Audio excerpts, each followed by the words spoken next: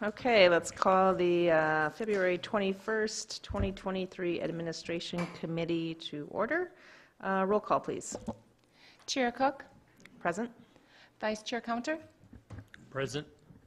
Supervisor Long is excused, Fiedler, Present. and Supervisor Burning is going to be late. We do have a quorum. Thank you. Next item, approval of the minutes from Tuesday, December 13th. Any comments or changes on the minutes? Nope. All right, well, the minutes will stand as presented. Next item, public comment. Do we have any public comment from the audience? Public comment? Any public comment? All right, no public comment. We'll move on to our business items.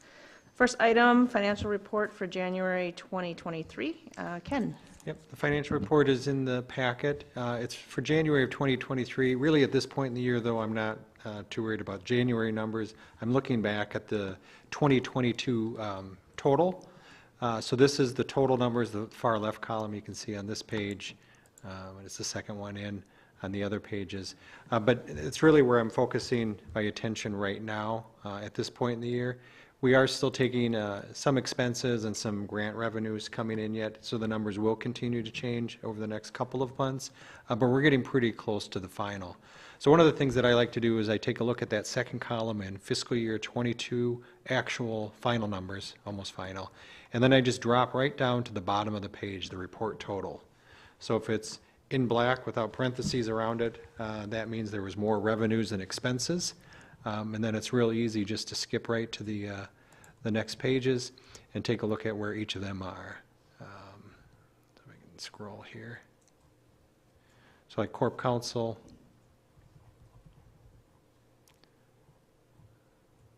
Maybe some scrolling issues.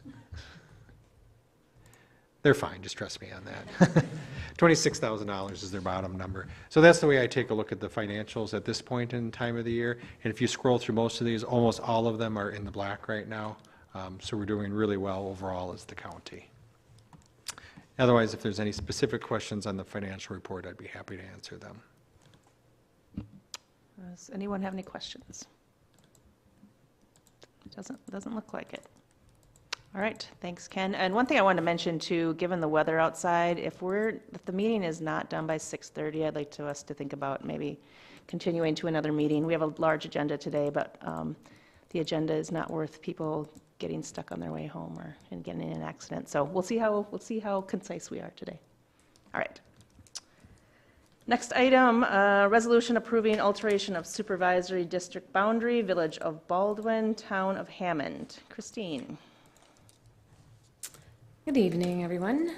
So in your packet on page 35, you'll see the information, just a little bit of background on this. So in November of 2022, the Village of Baldwin enacted an ordinance to annex 20 acres from the Town of Hammond into the Village of Baldwin. This will change the supervisory district for that from Supervisory District 16 to Supervisory District 18, Ward 5, which is an existing ward in the Village of Baldwin. There are no electors there, and their plans for that 20 acres are for a new EMS garage to be built starting this spring, and then long-range plans are just for future development of a new fire station and possible police department. So still looking at in the future not having any electors there. All right, well, we lost Bob. Any questions? No. We probably have to wait for him to You'd come have to back, wait don't we? to So take we any will action. pause for Supervisor Fiedler to re-enter the room. Yeah.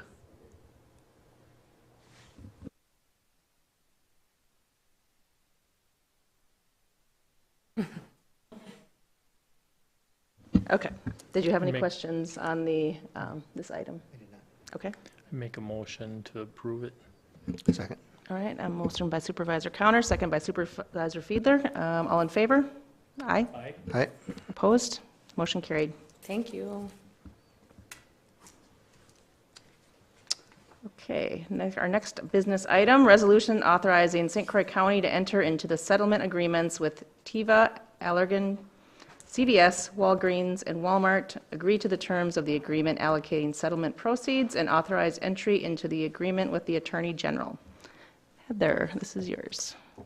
So this is another round of opioid settlement money that we anticipate receiving. So this resolution would allow the county administrator to enter into settlement agreements to allocate money to the county for opioid settlement money, and it will go into the opioid abatement account and be the county board will then address how that opioid money will be spent. We do not know the exact amount yet or all the terms of the settlement agreements, but we will receive those and provide those in the packet, hopefully by the county board meeting. But basically, this is just a resolution allowing us to proceed with entering into those settlement agreements to receive additional opioid abatement money. All right, thank you. Any questions? If I could just add one thing. Yep. I think the corporate counsel is exactly correct. I think from what I understand, the amount is slightly less than we got from the distributors, and it's in the vicinity of $20 billion for the country. And so I don't remember the exact amount, maybe the administrator would like to say, but so we can figure it's about 80% of what we got before. And as I understand it, the yearly payout is a little bit different this time than it was for the first one, and it's a much shorter period of time. So one way or the other, we'd either take the lump sum or we'd get the money in a much shorter period of time. Yeah, last time we'd gotten approximately 1.8 million, and so yeah, I'm expecting somewhere between 1 and 1.5 million in that range on this one. And I think the longest term is 10 years. Whereas previously, I think it went up to 19 or 20 years.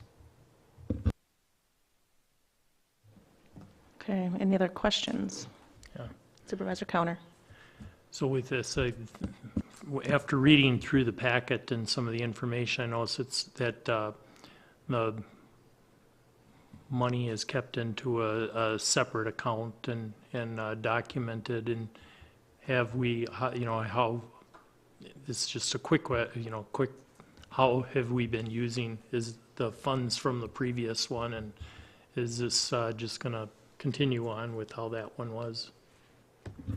Yeah, so this resolution is only authorizing me to sign the settlement agreements so we can get the money. We have not decided yet how this money will be used. That's why Bob Roritz in the back, probably he wants to know how we're going to use the money. So the previous money that we received, we're funding a mental health professional embedded in the jail. And so that's how those funds are being used. So it's funding that position over the next, 20 years. But we have not determined exactly how this next round of money is going to be used yet. I think Bob is working on some ideas. And once we have the actual dollar amount and the payment terms, we'll better able to apply that to an idea for you, which we would bring by separate resolution to the county board. Any other questions? If not, do we have a motion? I would make a motion to approve the granting permission to the county administrator to foresee the contracts through the state attorney general?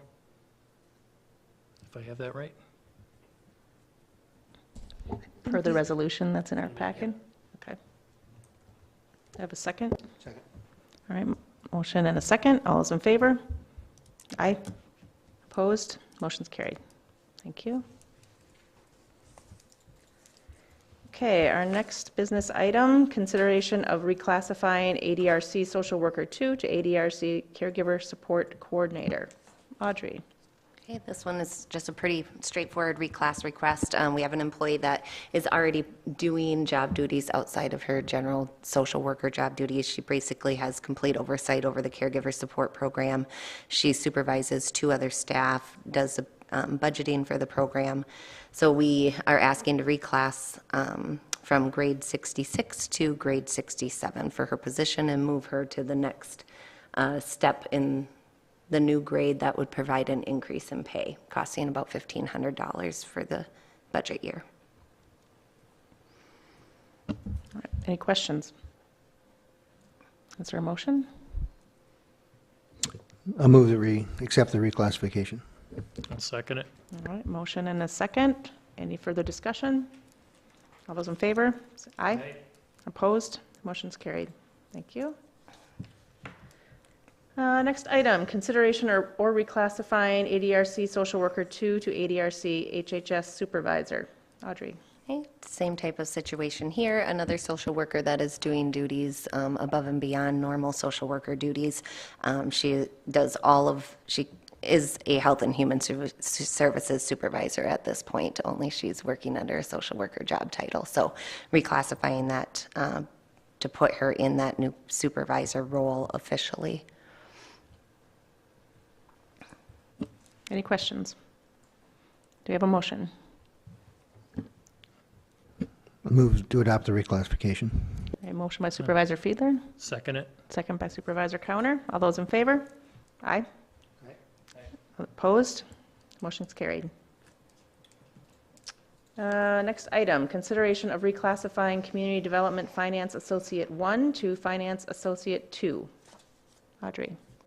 Yes, so both of these positions exist already. So I was just looking at the job duties that Denise is or associate is performing already, and she is performing the job duties of a finance associate too. So to reclassify her into that role. Any questions for Audrey? Do you have a motion? Make a motion to approve the change. Second? All right, motion by Supervisor Cowner, second by Supervisor Fiedler. All those in favor, say aye. Aye. Opposed? Motion carried. All right, and item number 7, resolution amending personnel policies and procedures handbook. Audrey.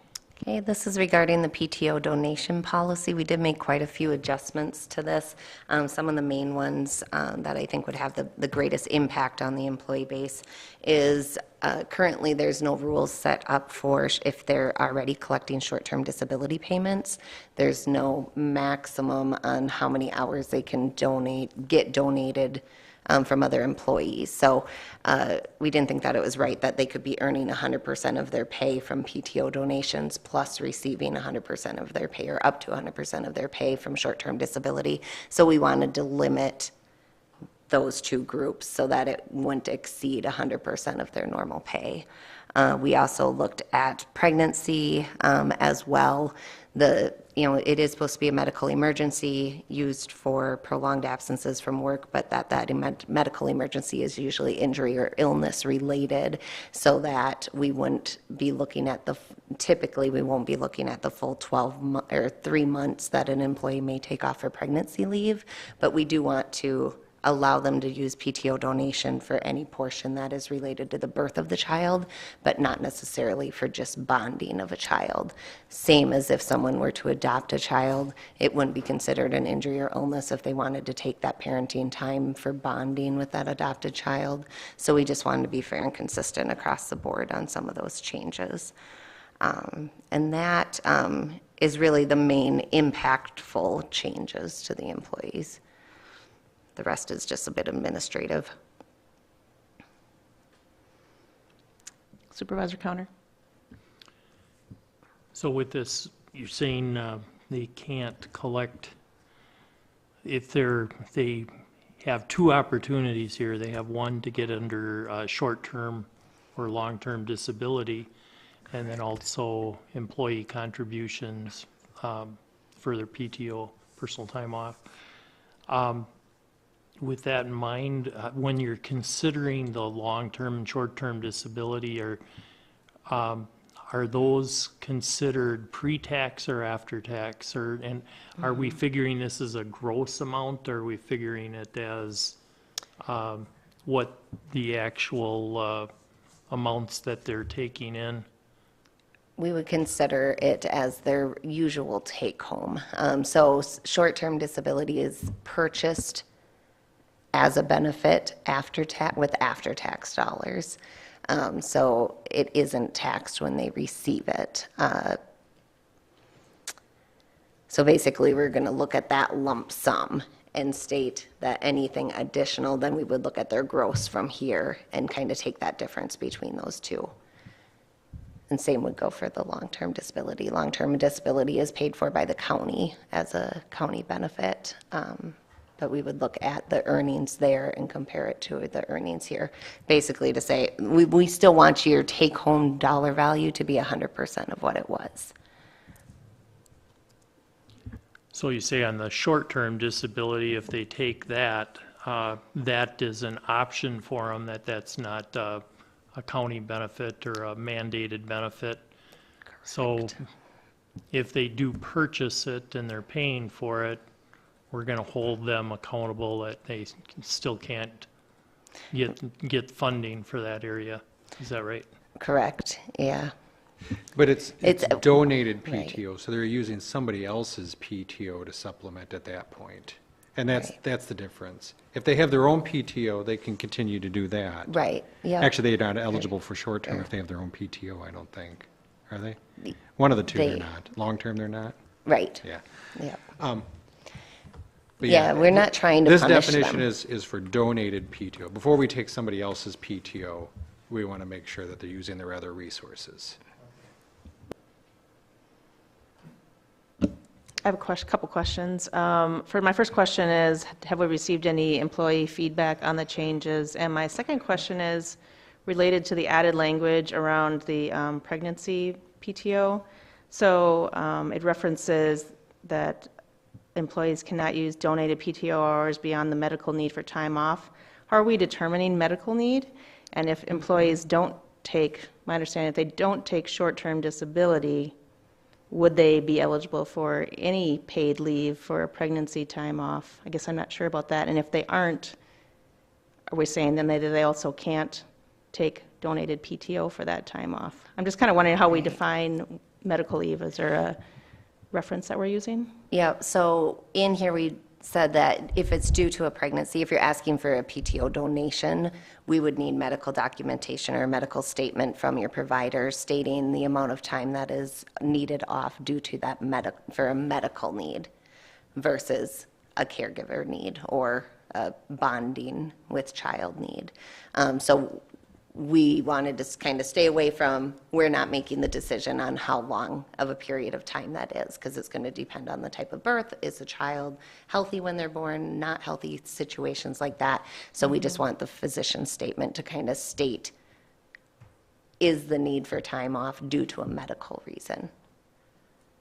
And we would go based off of that. It was the same as if it was a non-pregnancy related. We would need some type of medical statement showing that the necessity to be off work for a medical reason, and we just always go by whatever the physician statement states. And then kind of the second half of your question, I think for like paid leave options for any medical condition, not just pregnancy, it's just going to be your PTO, any of LTSB if you've put any time or banked any time into that account, and then if you've purchased short-term disability, and then if you run out of those three options, that's when like PTO donation becomes available, in which you solicit donations from other members, co-workers, or out of the bank of hours that we have available that are donated at the end of the year by co-workers. And we had vetted this through the staff advisory. I don't remember any Yes. comments they had. Right, yeah, we took this as staff advisory, and I was a little surprised that there was really no feedback or comments or questions. They just passed it through. And remember, this is for donated PTO. So before we ask other employees to give PTO, it's for a medical necessity, is basically the requirement. I move we adopt the proposed changes to the PTO donation policy. Is there a second? I'll second it. Okay. Motion by Supervisor Fiedler, second by Supervisor Cowner. Any other conversation? All those in favor, say aye. Aye. Aye. Opposed? Motion carried. Did you want to maybe move items 8 and 9 around, since Supervisor Burning was the one that asked for Yes. number 8? Yep, I was just going to suggest we should probably switch those around since he did request item number 8. So let's go to item number 9, resolution amending county board rules. We had, I know, quite a lot of changes in the packet for county board rules, and I did ask our core counsel to maybe describe or summarize for us. There's a lot of the changes were basically grammatical changes or kind of formatting changes, but there were some changes that actually impact how the county board does business, so I had asked if she would perhaps summarize those for us. I will do my best to summarize. Okay.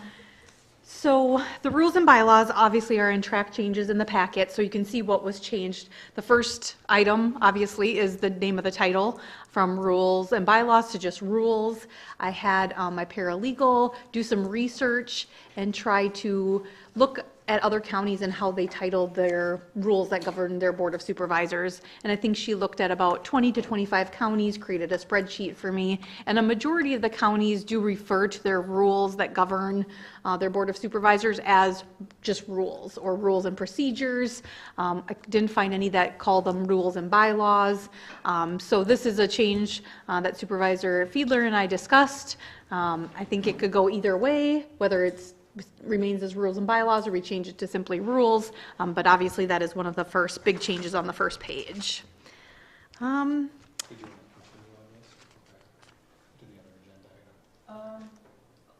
Let's just continue since we're on it.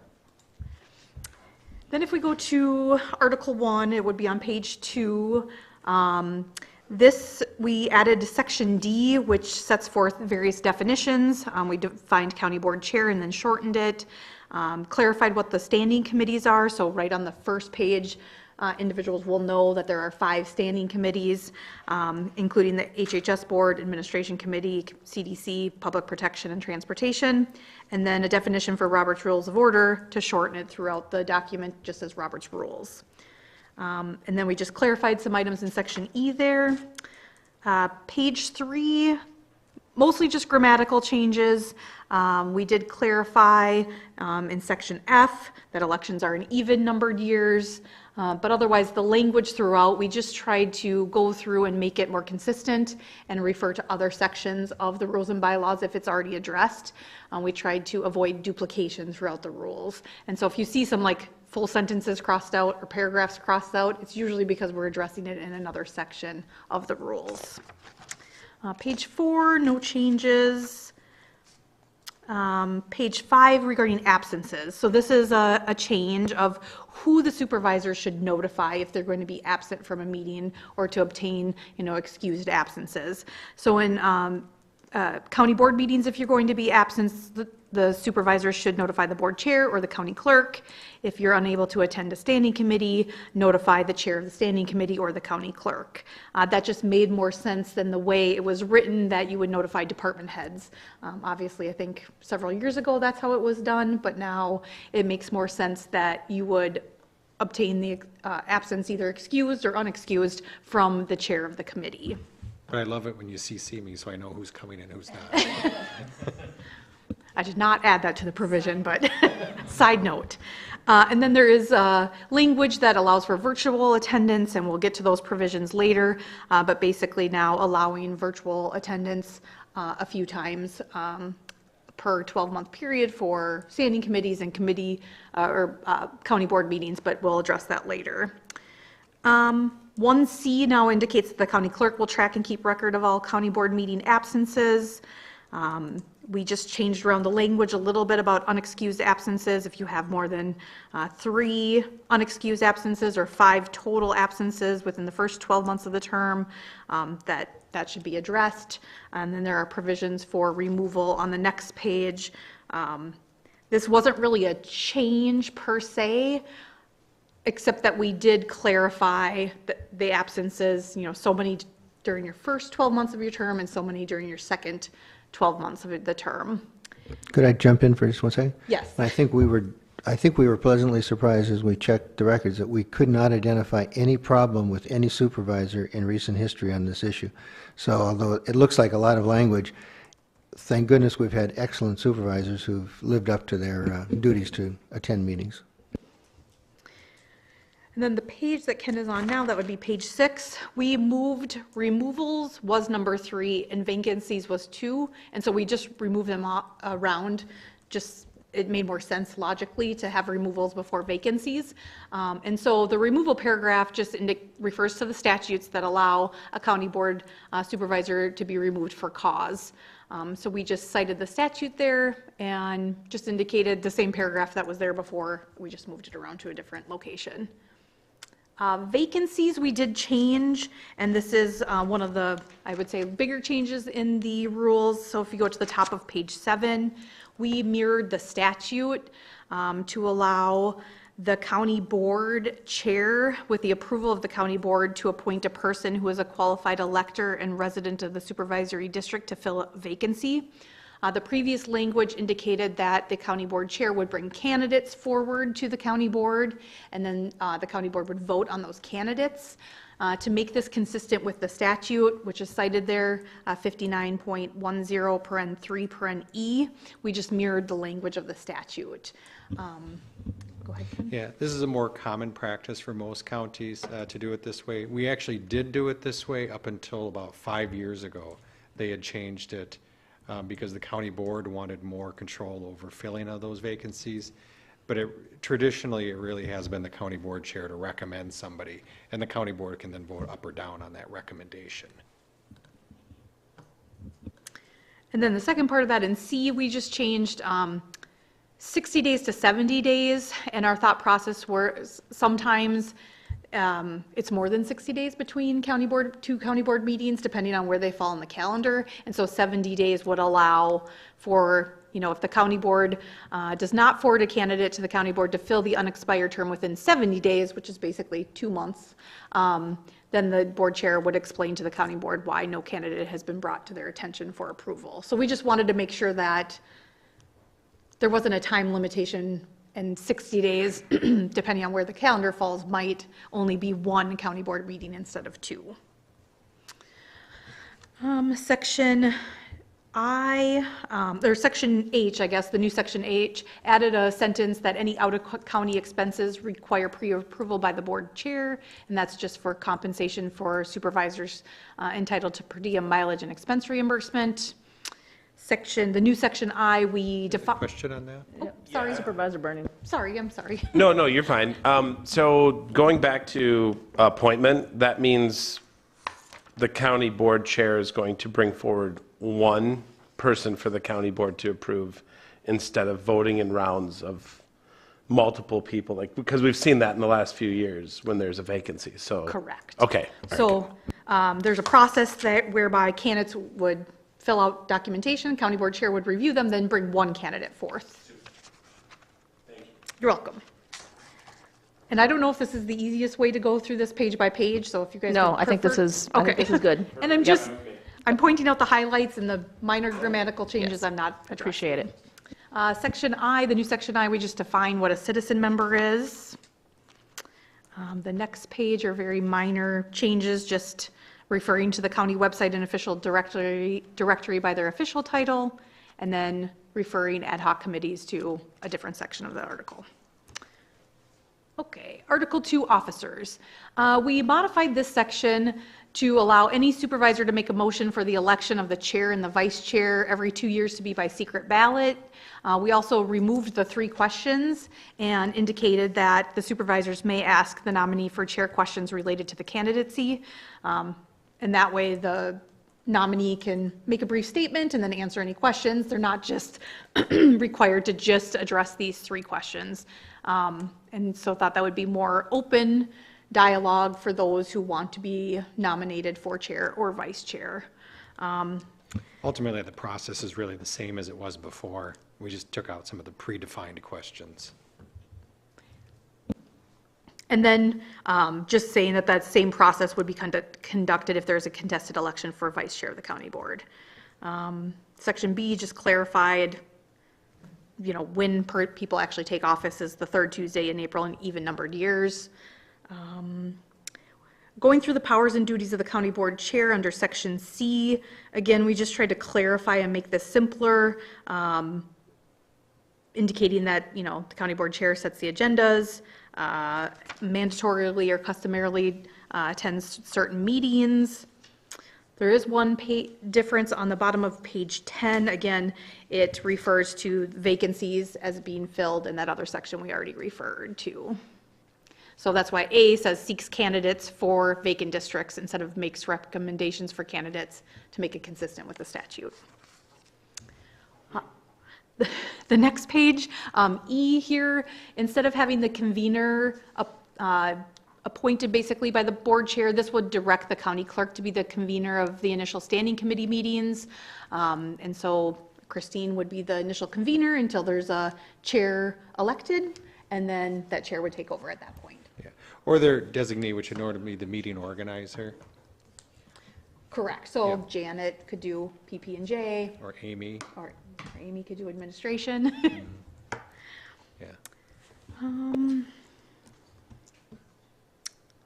Think the rest of this page is mostly just grammatical changes. The next page addresses chair pro tem, so this allows for, if the chair and the vice chair are both absent from a county board meeting or the committee of the whole, then the chair would appoint someone else to conduct the meetings, either the county board meeting or the committee of the whole meeting. So just clarify that could be for either the county board or committee of the whole. Okay, Article 3. We took out the last sentence of number 1 because that's already addressed in the county board duties, or county board chair's duties. 4, for organizational meeting, the county administrator would act as the convener of the organizational meeting until the board elects the chair. Then we just clarified that the board elects the chair and vice chair and confirms the county administrator's appointments to the Health and Human Services Board at that organizational meeting. One of the questions that Chair Long and I had discussed, it's not in here, but he had suggested the start time, where we have the 4 months where we meet at 8:30 a.m. He had asked if we shouldn't consider making them all 5 o'clock meetings. So I thought I'd throw that out there. If you guys had any interest in that, we can make that change. 2 thumbs up from this guy. It's that last meeting, that's why. 3. I mean, historically, we've had the 8:30 meetings because folks that are driving further in the winter. Yeah, and so dark historically, all the meetings used to be in the morning, and it was 10 years ago, maybe, that they changed to 5 o'clocks, but they left some of them at 8:30s, really because of the daylight savings and hazardous driving conditions at night during those winter months. That's why they left them as days for those 4 months. Yeah, Supervisor Bernie. So we've got the virtual option in here, which kind of helps negate some of those issues. So I think, I know for me, 8:30 is pretty tough. I mean, I'm speaking for myself though, but I strongly think we should do after hours as well. And I think that's good for the general population as well, to be able to attend meetings if they want to. Yeah, I mean, I think, well, I mean, people work at different shifts during the day, I guess. For people that are working standard hours, meeting at 8:30 is pretty challenging. Of course, it's also, I don't have a very short drive to get here as well, so I can't speak for the folks that have to drive a long ways in the wintertime. You know, I would be open to suggesting we move to 5 o'clock and then, I would just concur with Supervisor Burning's suggestion. so, We need to amend it properly. yeah. Do we want to wait until the end and make, I think or make this I would change now? take the changes as they come up. If something is different than what you see on the screen, I would take it now. Yeah, because otherwise we'll have amendments to this amendment. Yep. Yeah. Supervisor Bernie, do you have an amendment? Yes, so I don't know, 5 o'clock meetings for the county board, there it is. And I don't know how we should word that, so I would, I can recommend that we change the language to state, the meetings shall begin at 5 PM. And take out all the other language, it will just. the so I'll meeting- make a motion that the meetings start at 5 PM to change it to that. That's my motion. Okay. Is there a second to that motion? Second? All right, all those in favor? Aye. Opposed? Okay, motion's carried. Madam Chairman? If I could just jump in for a sec. This was an easy amendment that we could just handle very quickly with some direct amending language. In some of the others, once we have the sense of it, we might want to just authorize the corporate counsel, if she understands it completely, to perfect the technical language that accomplishes the goal that was moved by the supervisor, just so we don't get terribly bogged down on technical language during the meeting, since we're trying to move things along. Yeah, that sounds like a great recommendation.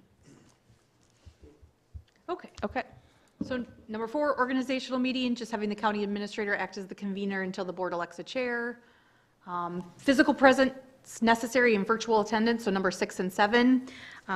This would allow for virtual attendance by the county board supervisors twice during the first 12 months of their term and twice during the second 12 months of their term.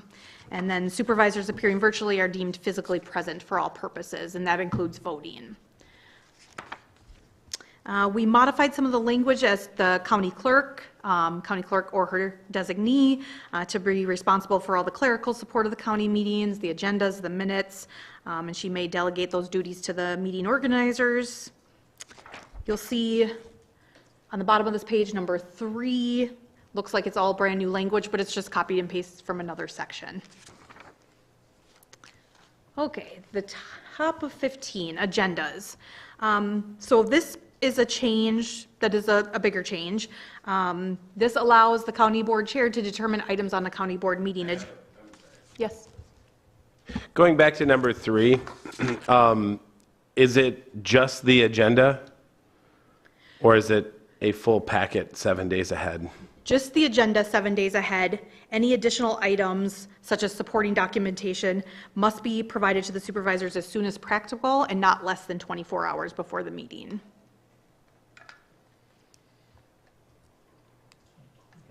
Okay. We can proceed. I'm going to chew on that in the back of my head. Okay. Supervisor Counter.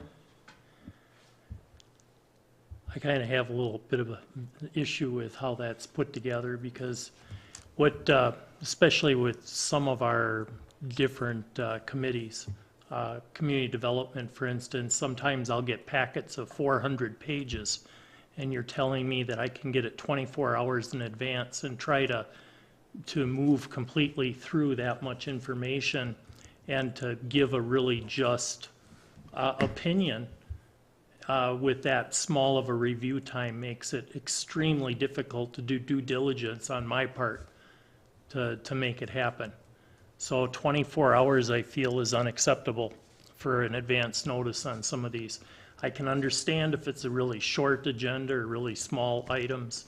That's not the issue. It's when we get into these real complex issues where the agenda packets are mammoth.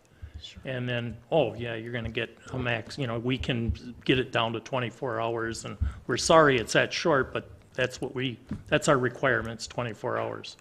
So I really need to think that one through a little bit. And to clarify, this is just the county board agenda and packet. This item is, actually the standing committees have a lower threshold of just 24 hours ahead of time. Generally speaking, standing committee packets are sent out the Friday before, so that you get the weekend to take a look at them. The county board's the only one that has that harder 7-day rule.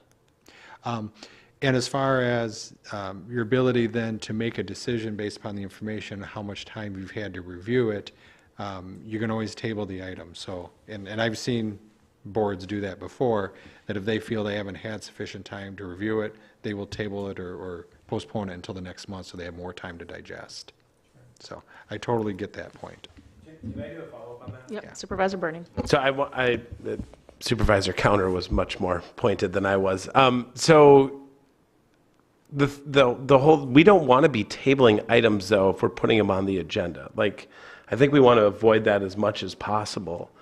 Would there be the ability to put language in here that would allow supplemental information to be within the statutory requirement of 24 hours, but have it not exceed a certain amount? I mean, I don't know what that looks like, and I don't know what would be acceptable. But I think, especially when we're talking like some of the bigger, we have had some really big packets. Budget time is really lots of data. we want to be able to make decisions when it's brought before us. So I echo what Supervisor Counter was much more pointed in saying than I was, and I think we should look at a way to revise this to give us more time. So the minimum requirements are in the rules. Practical application, I think, is going to depend based upon each of the different departments. So like the rules and bylaws, we sent that out a month ahead of time so you had time to review it. So we were being proactive about trying to get you the information so you had enough time to make an informed decision. And every department head that's, putting items on the agenda, they'll need to take that into consideration. But I would look at the rules and bylaws as not trying to establish policy so much as establishing what your minimum expectation would be on something like that. And do you believe 7 days is too short a time or too long a time? I think the 7 days is probably fine. What they don't like is that last sentence that you can About that. add it up to 24 hours in advance. I'd like to see 48 at least, but that's just a thought anyway. It'd be better even longer if we're looking at a minimum, I'm sorry. We're looking at minimums on this, so, yeah, I'd like to see just a little bit more time anyway, but, yeah, 'cause as said, some of these are,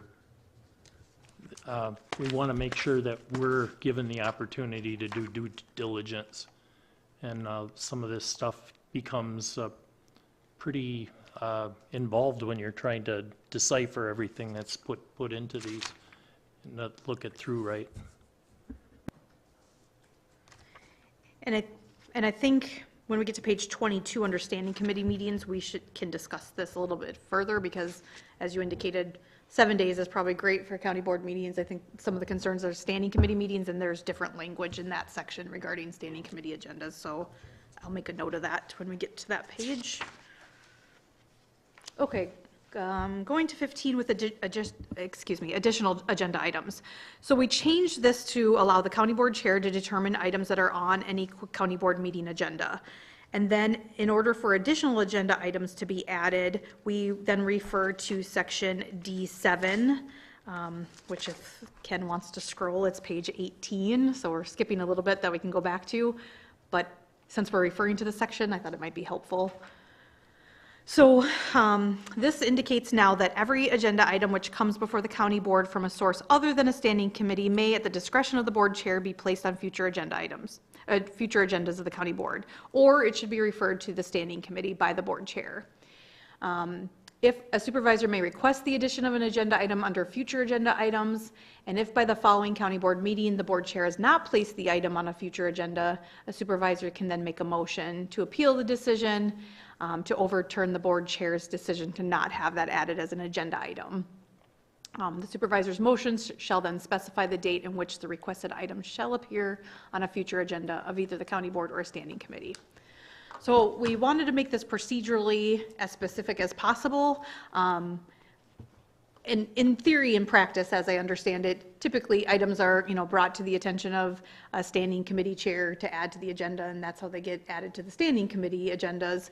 And then sometimes it's brought to the attention of the board chair to add to a future agenda item. And then, that has happened at the county board meetings under future agenda items. So let's do this as a scenario. So we're at the county board meeting under future agenda items. Somebody says, I want X, Y, and Z added to the future agenda. So the chair then will refer it to a standing committee. If for some reason they do not, at next month's meeting, you come back and go, you didn't take up X, Y, and Z, why not? I'm going to now overrule you. I make a motion that this item be added to the future agenda. Somebody will second that. The board will then vote on adding that to an agenda. Then you've overridden the chair, and it will be on the agenda. The county agenda, Well, agenda, or it'll go to the committee? The supervisor needs to specifically indicate, I'm making a motion to have this XYZ agenda be placed on the county board agenda on this date or the standing committee meeting at this date. And so it needs to be specific as part of the motion. Yeah, Supervisor Bernie. Okay, and then, I'm sorry. And it still is, if we force it onto the agenda by a majority, if it's an action item, by not going through committee, it requires 2/3, correct? No, this will just, you mean the motion? The agenda item that goes in, or is that, what specifically is that portion So tacked to? Because in I order- remember that there are times, and I'm sorry, Yeah. where we talked about putting something on the agenda, and I think, Ken, you and I had talked about this, where if it goes right to the county board and doesn't go through a committee, then it's a 2/3 majority on the county board for that agenda item if it's an action item. Maybe I'm just like going crazy here, but I don't know the answer to that question. I don't believe so, but I Okay. can look into it. Okay. I just know it's a majority vote to overrule the decision of the chair to not have it added. So in this case where, let's say, a board chair didn't add it to a future agenda of either a standing committee or the county board chair, it would just take a majority to overrule that decision. and so what are the consequences if it still does not get added? I mean, a committee doesn't take it up, or Well, it will be added, because then I'm going off of the official action taken at a meeting. okay, you guys, administration, staff will Administratively force it. takes Okay, care of it. perfect. Okay, that answers my question. Yeah, and I think the old process was, it was 2/3 of the county board, but it was really an outside the meeting communication to gather the signatures on a petition or something like that was the old process. Yeah. Which we really didn't like, that we felt that that was a walking quorum. So this puts the process back in front of the public where it's taking place. And again, we just want to make sure the processes do not violate any walking quorums or open meetings violations. And so hopefully this process is very clear on how to get an agenda item added. Thanks for clarifying. All right, so Ken, if you could go back to page 16. Right here, yes. And so we just indicated, following the Pledge of Allegiance, roll call will be taken. That's how we procedurally do it. We took out sentence number 2, which is basically if there's a county board supervisor that's going to be absent, that's addressed under absences. And we just clarified how things actually are on agendas right now. Financial reports now? The financial report is a different area.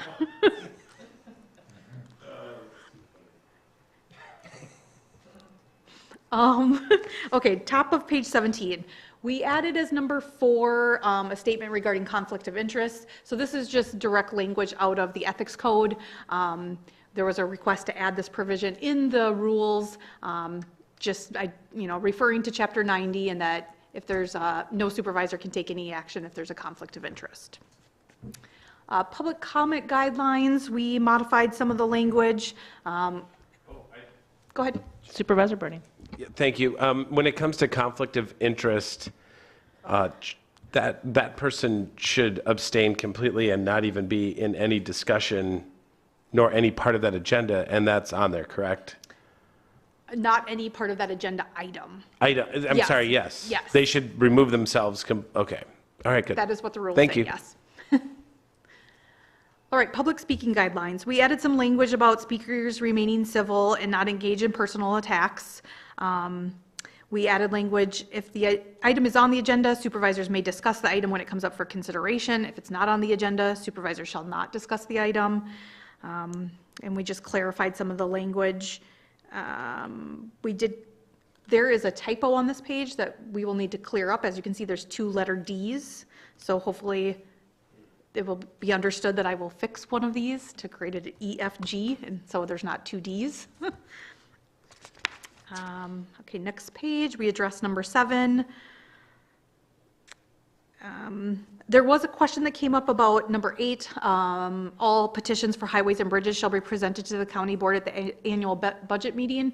I did clarify with the highway commissioner that this is when it is addressed as part of his budget. He, if there's any requests for monies for highways and bridges, it is part of the budget meeting. And so that's why that language is in there, that it occurs at the annual budget meeting. And Ken can probably fill in a little bit more, but I did clarify that with the highway commissioner. Okay. Yeah, I'm the one that I'm certain I'm the one that brought the question, and as I read it, I'm potentially misinterpreted how it was supposed to be in regards that we wouldn't have any notice as far as what their budget was until till the time that we're supposed to approve it. And I see that that's quite a bit different than what is, as far as the procedure and how they do it is not where they just magically bring a bunch of numbers in and say, okay, here it is.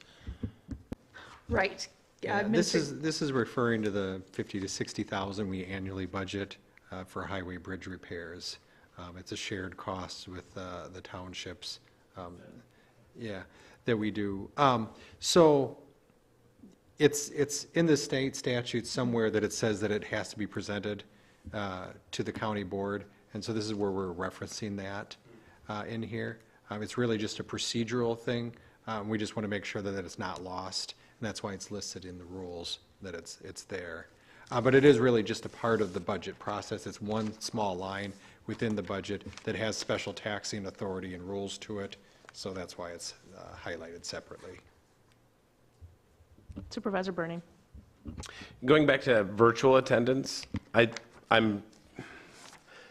think we should think a little bit deeper on this particular area, considering adding some sort of decorum language when it comes to virtual attendance, meaning, you know, crowded places, dogs barking, at a bar, you know, just things that we should not allow for, you know, for, you wouldn't bring your kids to this meeting and set them here and have them running around.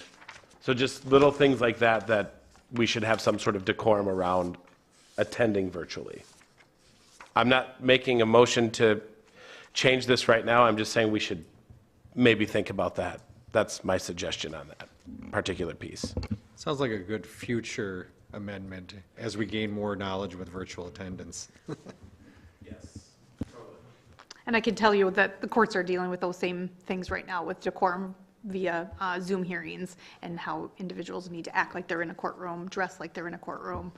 So it's not only being addressed at this level, but also in the courtroom setting. So maybe we could take some of what they come up with and amend this down the road. Okay, I think we're down to rules of debate. In this section, we just clarified, there's not any big modifications, just clarifying motions, and it's not really a lot of changes in that section. The next page, section F, putting questions and voting. We just changed the arrangement of this, that this section applies to both county board and standing committee meetings, and then just changed the language that no vote by proxy is allowed. So you still can't vote by proxy. Obviously, if you're virtually attending, you can vote. That's you voting, but there's no voting by proxy. Okay, Article 4. So this section, we took the language from the statute that indicates the county administrator appoints all members of boards and commissions, and then those are subject to confirmation by the county board. The HHS board is a board that is appointed by the county administrator, and again, then just copied the language from the statute regarding citizen members.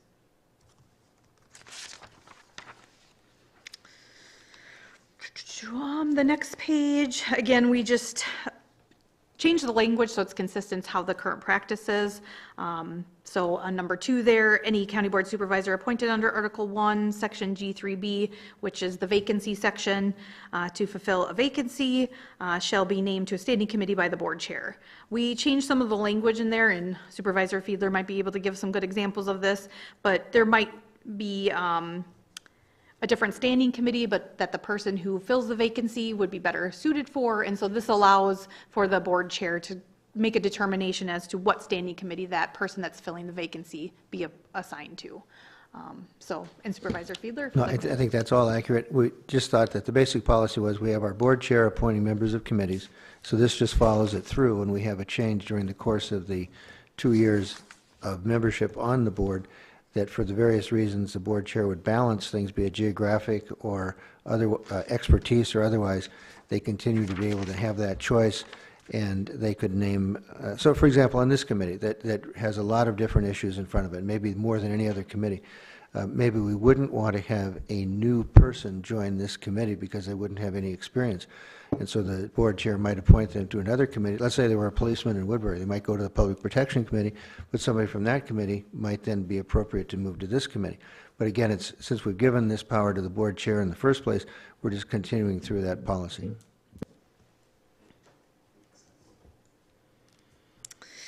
Let's see, organization just indicates that each standing committee shall self-organize, that the convener will be the county clerk. And so we just made that consistent with the previous changes. And I said on page 22, we would address this further. Now I can't even find where it is, but regarding agendas of standing committees. I guess it's actually on page 23, on number 2. Under direction of the standing committee chairs, the county clerk creates and publishes the agendas. So if we want to put some language in here, I think it would have to be probably page 23, number 2.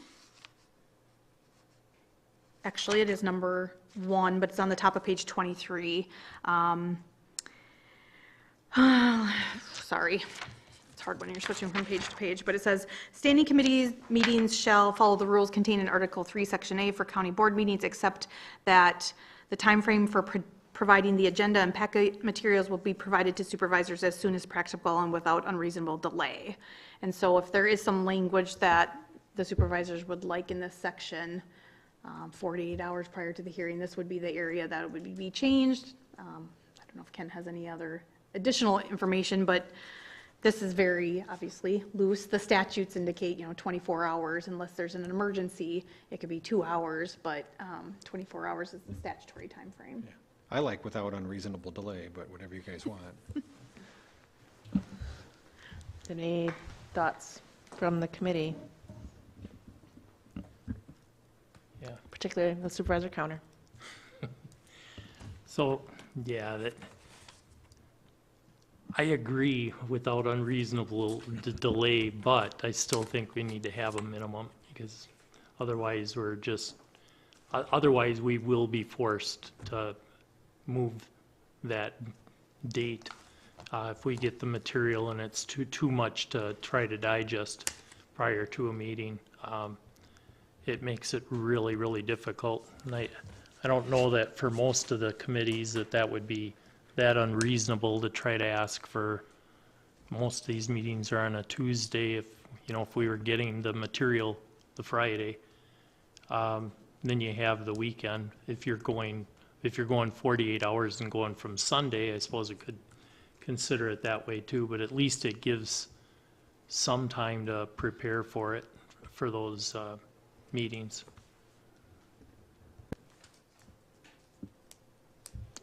Other discussion?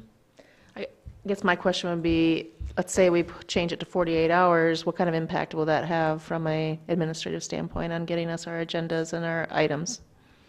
Well, like I said, most of the packets are coming out the Friday before. So, I mean, from current practice, it's not going to alter it. It's just establishing a minimum standard, though, whereas there isn't technically one right now. It's just unreasonable. And I'm really reasonable. And it could be changed to say, as soon as practical and without unreasonable delay, but not less than 48 hours prior to the meeting. So we could add that language right to the end of that sentence if that's something the supervisors would prefer. Sounds good to me. Yes? I think there's consensus. Why don't Okay, we add yep, that okay, as our let's do that. changes? Just one second, I just got to write it in here. Okay. Okay, so then going down to number 4, agenda items. Again, this will indicate the standing committee chair determines items on any meeting agenda. Individual supervisor shall voice a request to have a agenda item under future agenda items on the standing committee agenda. And if it's not placed on that future agenda, then you may appeal the decision and overturn the standing committee chair, similar to the same process that we outlined for the county board meetings. Yeah, basically, the chair can blow you off once, but the second time, you just overrule them if you get the majority vote to do so. All right, and then it looks like we just crossed out and took a bunch of stuff out, but basically we just moved stuff around. So this whole next page, instead of reiterating what public comment is, we just indicate that it shall generally follow the public comment protocol as set forth in the county board rules. The next section is meetings of the standing committee. So we just indicated, again, virtual attendance. Supervisors could attend standing committee meetings twice during their first 12 months and twice during their second 12 months. Obviously, we encourage all attendance in person. And then again, just indicating that supervisors appearing virtually are deemed physically present for all purposes. That includes voting. Joint standing committees, we just indicated that the chair shall determine who shall chair the joint meeting, and then such other methods of procedures will be addressed between the two chairs. And any disputes will then be resolved by the county board chair. Standing committee common responsibilities, we moved number 3 to number 6, so we didn't get rid of it, we just moved it to the bottom, and then we just changed some of the language regarding contact committees, and establishing a process for handling unbudgeted funding sources. All right.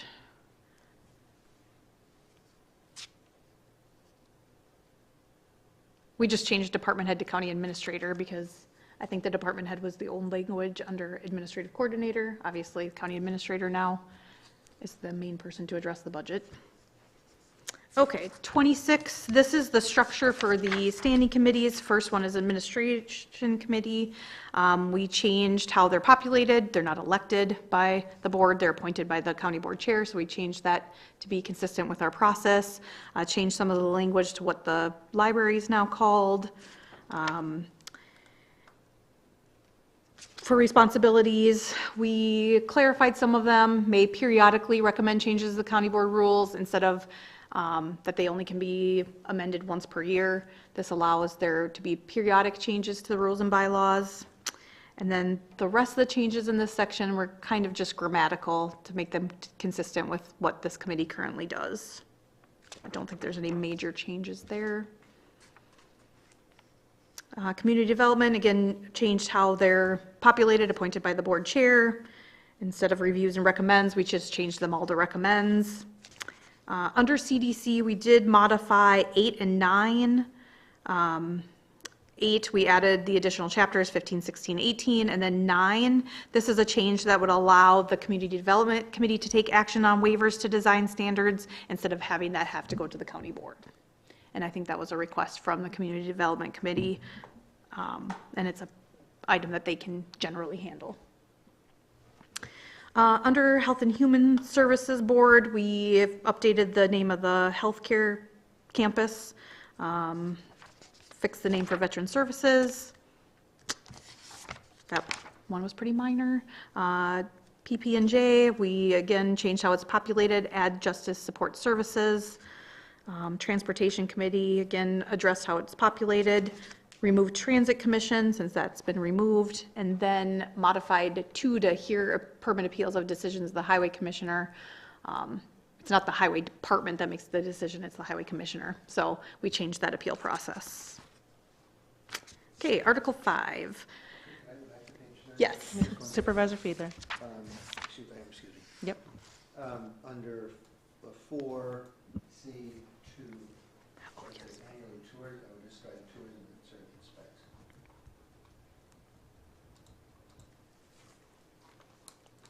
I can fix that.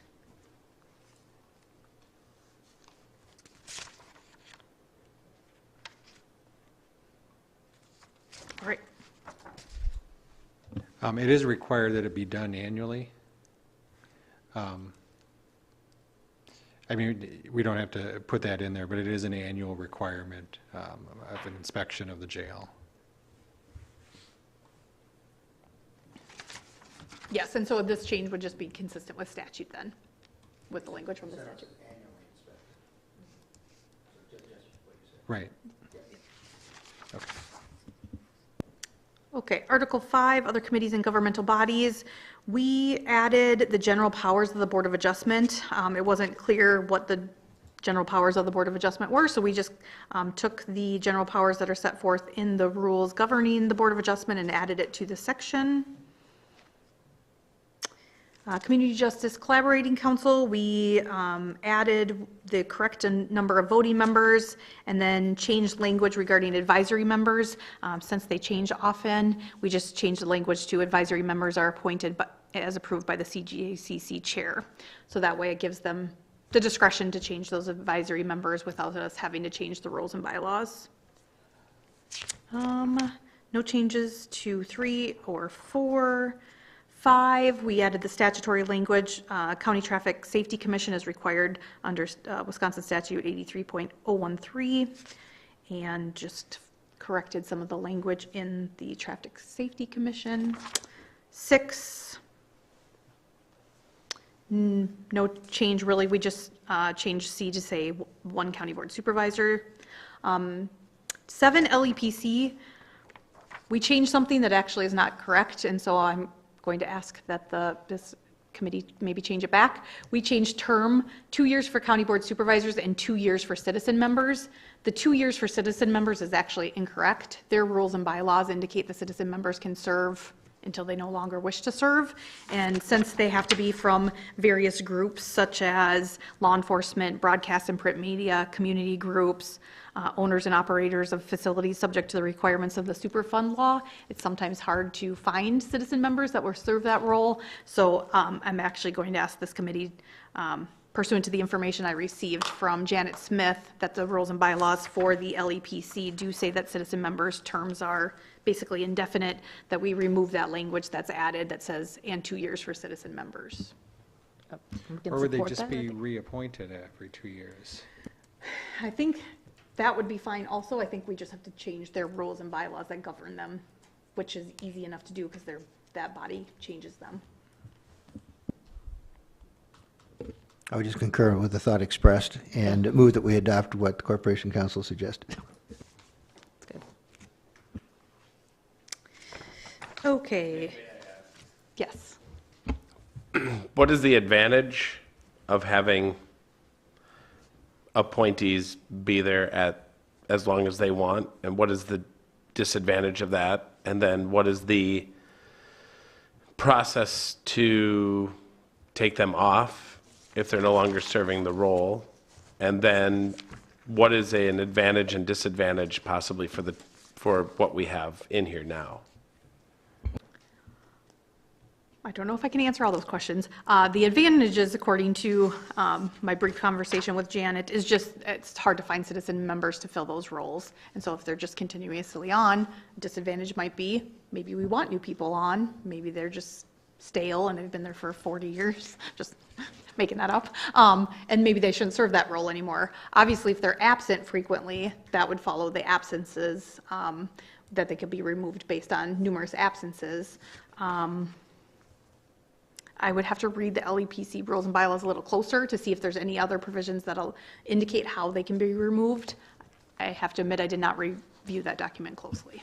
Well, they only meet like once or twice a year. Correct. So they're not going to have 5 absences in a year. True. I mean, the whole purpose of my question is like, what if there is a stale member? And like you said, they're not meeting, they're missing 1 meeting out of 2 every year. There's so many different things that just letting somebody sit on a board as long as they want to, I find that to be not good, not what we want, at least not what I want. So. And I can tell you, I just briefly pulled up the rules and bylaws. It indicates that if a member of the LEPC has 2 unexcused absences, that member's seat on the LEPC may be declared vacant by the chair. And then it defines unexcused absences. It indicates a process for members wishing to resign. They have to do that in writing. But maybe this administration committee wants it to be 2 years for citizens. Members, they can be reappointed if they so choose. And that would just need to be a change to their rules and bylaws. So I think it's whatever this body chooses.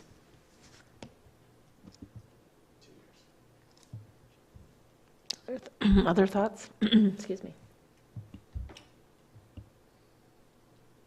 So without other thoughts, are we supporting Supervisor Burning's suggestion, or we want to have consensus probably too?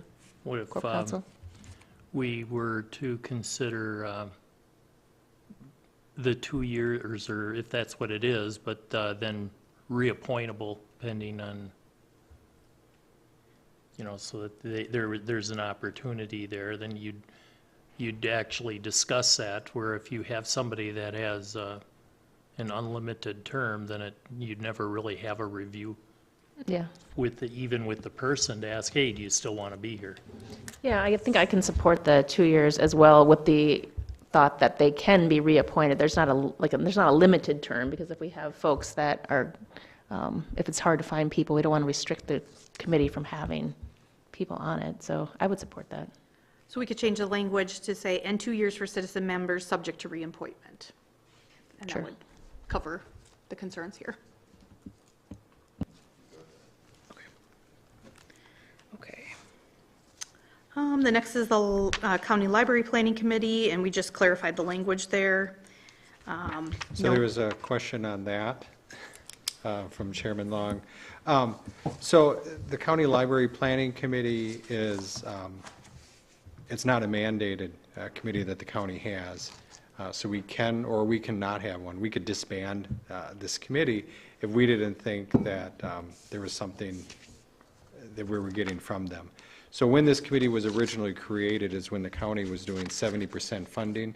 They created this committee. The committee recommended that we go to 100% funding, which we've been at for a very long time now. That was the main reason for the creation of the committee, though.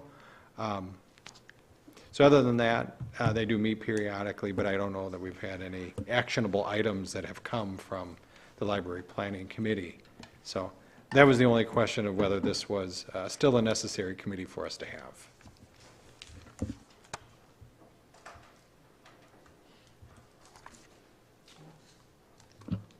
Any thoughts? It seems to me that there's value in if the committee members are still willing to meet, there's potentially value in having a group, because we do play a role in, we are providing funds to the library as part of our annual budgets. So I would be open to retaining the Library Planning Committee. Supervisor Burning. Is this our responsibility to do something with this committee, or is that up to the chair of the county board to force action on whether or not they want this committee or don't want this committee? It's a county board decision. It's a county board decision, not a chair decision, and not a chair-driven decision. It can be from us as the county board. Correct. Okay. Yeah. I think it's the county board's decision whether this committee exists. So in a follow-up to that,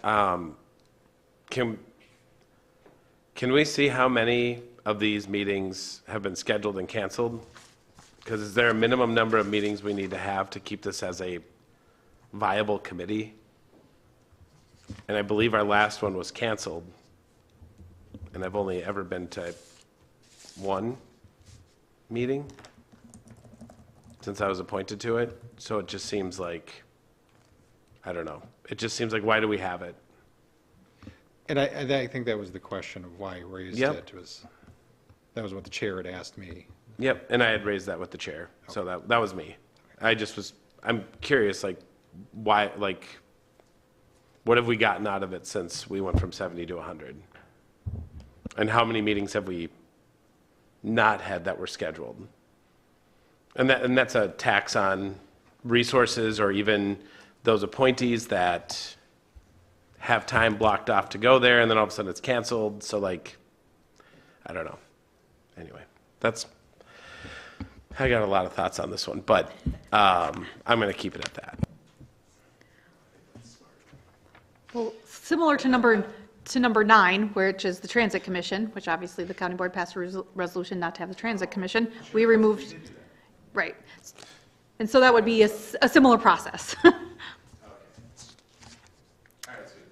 Article 6, not very many changes, just changing. Can I ask a question on the last one? On the Supervisor transit Cowner.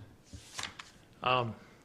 My question on the Transit Commission one is, I know in past years we had discussed, they were talking about high-speed rail coming from, I think, Chippewa Falls across Dunn and St. Croix, going to the cities. My question I guess, for this was the Transit Commission, the one that was were they the outlet that was working with this organization? I know this isn't something necessarily we were into funding, but at the time, the consensus was we wanted to stay at least with what's going on, so that we're listening in on what's happening with this versus not necessarily that we were asking for the county to fund it, but more so that we're incorporating, that we know what's going on. Yeah, the high-speed rail, or the rail project, was outside of the Transit Commission. We had appointed our highway commissioner to be a member of that rail project. And absent a Transit Commission, any transportation issues would come through transportation. Transit Commission was really a subset of transportation.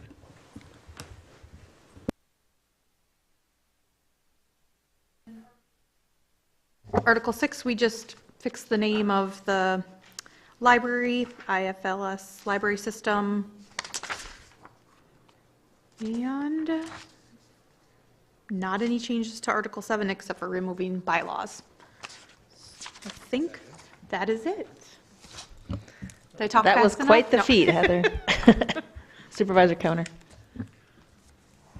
Well, to start with, I got a couple of things for backtracking, because I didn't realize that we were going to do this corrections on the go. But before I even start with anything, I want to really thank Bob and Heather. I mean, thank you very much. There's a lot of thought and digging into things to make this happen, and I very much appreciate your time and dedication toward doing it, because I totally realize that I had enough headaches just trying to read what the changes were, much less. So thank you very much. If I could jump in and say thank you, Supervisor Conner, but our Corporation Counsel deserves 99% of the credit. I sat through and she explained everything to me, and we talked about options, and I tried to contribute here and there, but she was a workhorse on this. Thank you. The first item that was right at the beginning that and again, this isn't that I'm trying to rechange, but it's right there in the front. I seen the change from rules and bylaws to just rules, and then what I did, I wanted to do I looked up online, well, what's the difference between these two things? Because these are both legal terms, rules and bylaws, and how do they differ? And if we take one away, how does this impact the overall document? And, and I'm not an attorney, I'll be the first to say, but just from looking online, it seemed as though the rules were more an administrative type formality as far as what rules are as far as the legal definition, and bylaws are more things that you demand out of people for performance measures. So the deal is more like if you demand people have to make so many meetings and there's repercussions for it, you may consider that a bylaw versus a rule. But no, I'll let you, maybe, I might be, like I say, I'm not an attorney. So. And I think that question has come up, and so I just researched, what is the definition of bylaws in like Black's Law Dictionary, which indicates a rule adopted by an organization chiefly for the government of its members and the management of its affairs. So basically, bylaws are rules, and so it might be redundant to have rules and bylaws. I understand the thought about having them be, rules and bylaws sounds like they're more serious, people should take them seriously. In researching, I asked my paralegal to go through and search all the other counties to see how many counties use rules solely, and she came up with 27, and this is not exclusive list, but 27 counties that also just use rules of the Board of Supervisors, operating procedures and rules. Rock County Board Rules of Procedure. And so it varies, and there's no statutory or Robert's Rules of Order requirement of what the document is called. So basically, it is a preference of what this committee and the county board would prefer to call this document. We've always, since going back to the history I could find in St. Croix County, have also always called it rules and bylaws since prior to 1992. So again, this will be a change in how we have done it over the years, but really it is a preference of this board. Practically speaking, I don't know that it makes a difference. It's just the title of the document. Obviously, the rules contained within must be followed, whether it's called rules or rules and bylaws. So I think that would be a preference of how this administration committee and the county board would like to call this document that they're governed by. Well, if they're basically the same, then I'm all for keeping it simple. I mean, that's what I've appreciated with a lot of the changes that have been done here, is it keeps it more simple and concise. So it was more so just ensuring the definition didn't weaken the overall document. Next, if I understood right now, under the new now, you scratched out everything on Robert's rules for the full definition, or was there a place that you have the full updated version of what, and then from then on, everything is just Robert's rules? Is that how I get it? Yes, so on the first page is number 3 under definitions. We described the entire Robert's Rules of Order, newly revised, with subsequent additions, and then just made it shortened throughout the document. Perfect. All right. Then the last item that I had for my checklist here was the where I didn't see anything written in here, and I don't know that it has to be, but where if somebody were looking for the official latest version of this document, how do you identify that this is the latest version of this document, and where would it be located? Yes, so on page 1, and scrolling to the bottom, so once this resolution is approved by the board, documented here on the last page, also the first page,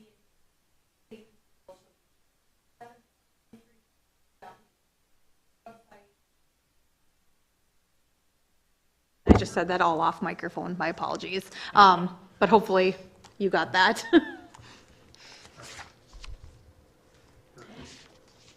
Okay, any other discussion? Is there a motion? I move that we adopt the proposed rules of the Board of Supervisors of St. Croix County, as reviewed previously. Got the Supervisor Fiedler as reviewed with the suggestions per all the Corp amendments Council. that were added. Yeah, okay. Same for the seconder, Supervisor Bernie. Okay, any other discussion? All those in favor? Aye. Opposed? All right, motion's carried. And now we can go back to our item number 8, discussion of public safety funding options.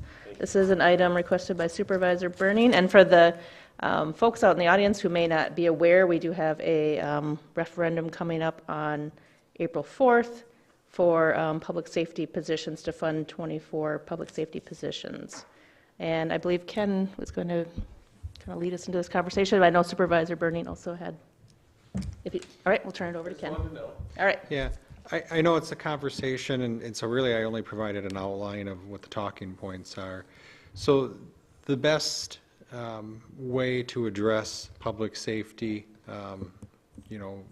staff and county board is deemed is through the public safety referendum, because that adds 24 positions to the county in various departments, including the sheriff's office, which will have the biggest impact on public safety. So that's the biggest impact that we can have. Okay, so what are the options, though, if that doesn't happen? So there are some state budget amendments that the governor has proposed that earmark additional monies. We're not going to know about those, though, really until probably June, and the chances of the governor's budget making it through as the final version is probably slim to none. So we don't know if any of those will happen or won't happen, but I mean, there would be a potential that there could be some additional funding for public safety if something came through the state budget process. And then really after that, it's our annual allocation of the budget resources that we have, which would be fairly minimal then. If you ask me to project out right now what that means we would add 5 new positions in the county, compared to the 24 that the referendum could provide us. And so that's a much different impact on public safety, depending on which scenario eventually happens. So the referendum is the highest and best option that's available to us. Supervisor Bernie. So in the event that this referendum fails, we need law enforcement. Our law enforcement in the county are exhausted. I've run into some of them just being out in public, watching them, take a break for a second. And one of them even was like, oh my gosh, 12 hours straight. We just chased a guy who came all the way into Baldwin to steal a car, drove back across the border, and now he's, gone with the car. And that was his first break in 12 hours. They need help now. Is there anything we can do to get them help now? Can we pull bits and pieces of undesignated fund balance so that we don't have to go to, if this referendum fails, it's already there. Are we able to get some relief for our officers now and our jail staff now? I mean, obviously it'd be a county board decision, but are there funds that we can piecemeal little bits here and there to help get through this until we can get funding next year or figure out next year's budget? So anything is possible, especially in the short term. So if you say we want more officers on the road right now, we can afford that. I mean, we can, burn up some of the cash reserves. We can implement that. We can put them on the road. The problem then is, what do I do next year?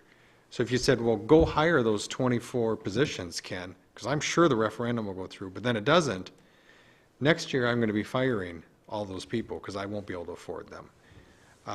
So what we want to do is know what the long-term solution is, and then we can implement a shorter-term patch between now and that longer-term solution. So the referendum's only, 6-7 weeks away now. As soon as that happens and we know what that result is, absolutely, we're going to come back with a short-term solution to probably start phasing in some of that using cash reserves for the rest of '23. So a follow-up to that would be, can we get an up-to-date, would you send me an up-to-date, balance of what our cash funds are at for each one? Do we have that available real time on? Well, you in missed our my portal? financial report. I went over all that.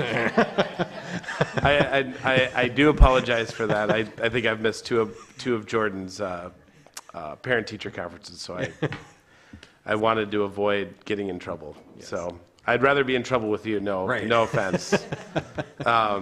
So anyway, yeah, I mean that's up to date on that financial report. You're looking for where we finished '22, or you're looking for what the cash balance is, what the unassigned fund balance is? There's lots of different things you could be asking for, so I just want to clarify what it is. Mostly undesignated fund, and then how much ARPA we still have left. Is that all in there? I know we have some designated for certain things, but Yep. I mean, it takes 13 votes or majority, 13 or majority to move that cash that we've taken already and move it around. So I guess I want to know what our options are, Yeah. not only for this year, but then going into next year. Yep.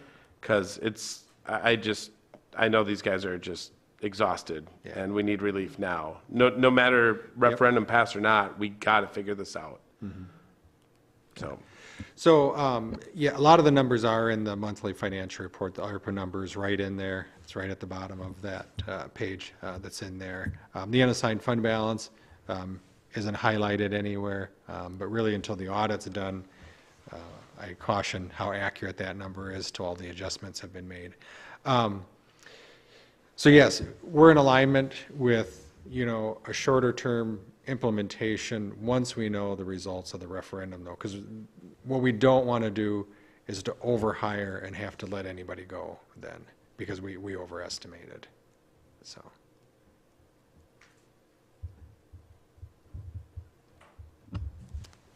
Anything else, Supervisor Bernie? No?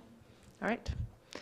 All right, we made it through our agenda items at 6:29, so, yeah, we did it. All right, any requests for future agenda items? Seeing none. Announcements and correspondence?